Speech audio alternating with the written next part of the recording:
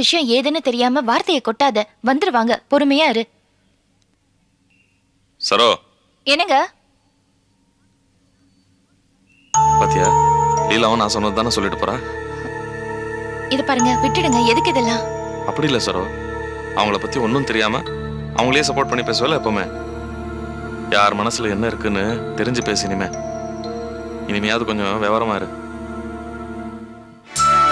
சரோ, கோபி வாங்க. ஓ, வாங்க வாங்க வாங்க. பவானி அங்க இருக்கா, வாங்க.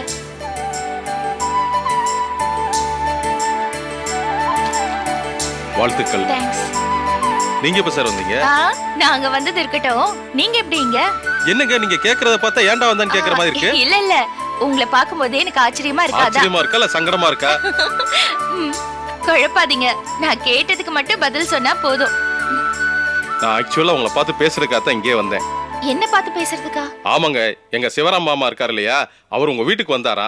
அவர் கொஞ்சம் சிக்கல் பேர் வழி. அவர் ஏதாவது குண்டக்க மட்டக்க பேசியிருந்தான்னு வச்சுக்கோங்களேன், அது ஏதாவது பிரச்சனையா இருமோன்னு எனக்கு ஒரு சந்தேகம். அதான் உங்களை பார்த்து நேர்ல கேட்கலான்னு வந்தேன். சரியான குழப்பவாதிங்க அவரு. அவரு குழப்பவாதியா? ஆமாங்க. உங்களை விடவா? வாருறீங்க பாத்தீங்களா?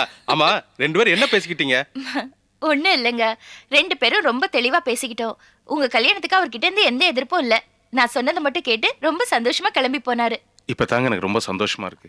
ஆமா, இதை கேட்கறதுக்கு தான் நீங்க அங்க இருந்து கிளம்பி இங்க வந்தீங்களா? ஆமாங்க, வந்து என்னன்னா மெட்ராஸ்ல ஒரே டிராபிக் புகை, இங்க என்ன சுத்தமான காத்து இருக்கு இல்லையா.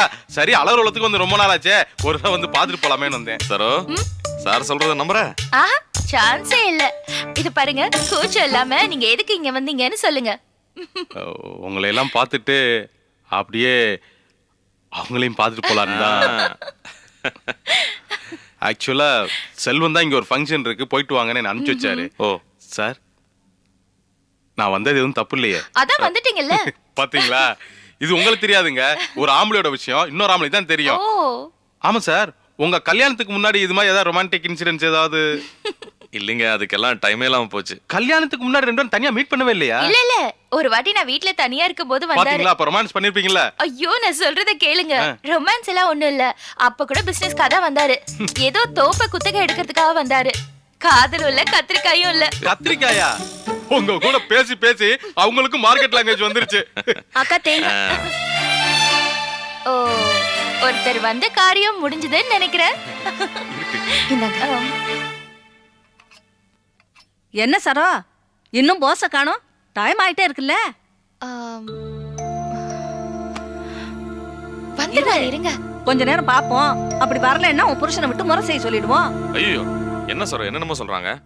1000 தான் இருந்தாலும் போஸ் தான் தாய் மாமன், அவன் தான் இந்த சடங்கு எல்லாத்தையும் செய்யணும்.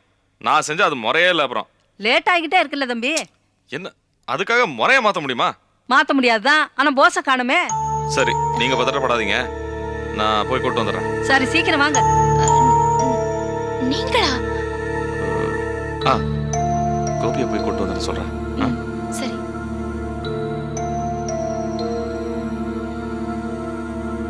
கோபி, கொஞ்சம் என் கூட வாங்கல. எங்க? வாங்கல சொல்றேன்.